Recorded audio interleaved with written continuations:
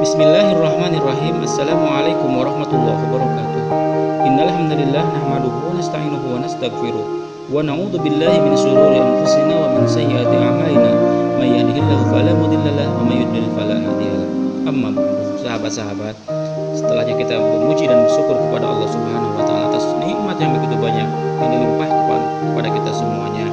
Mudah-mudahan kita termasuk hamba Allah yang bersyukur. Dan tak lupa kita ucapkan selawat dan salam kepada baginda Rasulullah SAW. Sahabat-sahabat, mudah-mudahan kita semua selalu sehat walafiat dan penuh dengan keberkahan. Untuk selanjutnya dalam video kali ini kita akan membahas tentang cerita atau kisah Nabi Ishaq alaihi salam. Mudah-mudahan ada manfaatnya. Sahabat-sahabat, kita memulai cerita Nabi Ishaq. Namun sebelumnya jangan lupa untuk subscribe. Mudah-mudahan Allah membalas kebaikan sahabat-sahabat sekalian. Nabi Ishaq untuk nabi yang sama dari sudut pandang agama Yahudi, Kristen, lihatlah namanya Ishaq.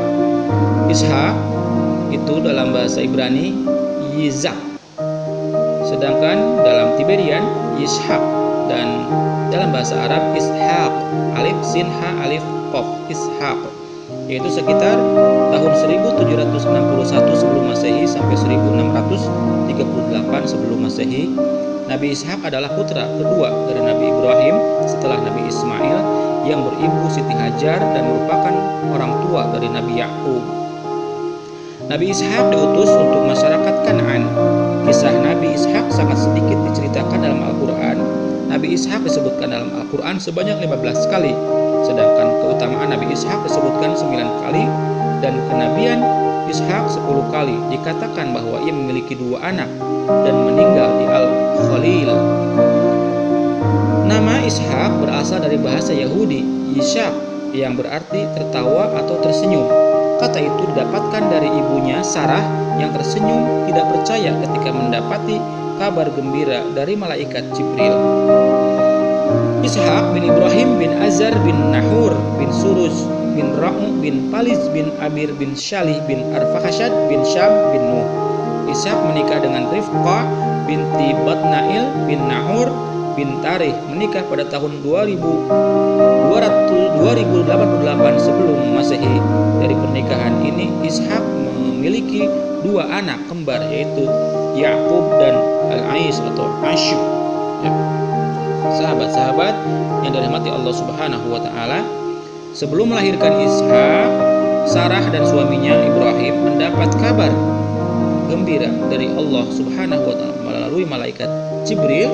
Dalam pesan itu malaikat Jibril menyampaikan pesan bahwa Sarah akan melahirkan seorang anak laki-laki bernama Ishaq yang kelak akan menjadi seorang nabi. Namun Sarah tersenyum karena merasa heran dan aneh. Dia merasa aneh karena tidak mungkin dia dan suaminya dapat memberi keturunan jika usia mereka sudah cukup tua, yaitu Sarah berusia 90 tahun dan Nabi Ibrahim 100 tahun. Ishaq pun akhirnya terlahir di kota Kanaan pada tahun 1761 sebelum Masehi. Ishaq merupakan anak kedua dari Nabi Ibrahim dan Sarah setelah Ismail. Bersama Ismail, ia menjadi penerus ayahnya untuk berdakwah di jalan Allah. Ketika Ibrahim telah sangat tua, Ishaq belum juga menikah. Ibrahim tidak mengizinkan Ishaq menikah dengan seorang wanita Kanaan karena masyarakatnya tidak mengenal Allah dan asing terhadap keluarganya. Karena itu Ibrahim memerintahkan seorang pelayan untuk pergi ke Haran, Irak, dan membawa seorang perempuan dari keluarganya. Perempuan yang dimaksud itu adalah Rifqah binti Batnail bin Nahur, saudara Ibrahim yang kemudian dinikahkan dengan Ishaq. Setelah 10 tahun Ishaq menikah dengan Rifqah, lahirlah 2 anak kembar. Anak pertama diberi nama Al-Aish dan anak kedua Yakub yang lahir dengan memegang kaki saudaranya.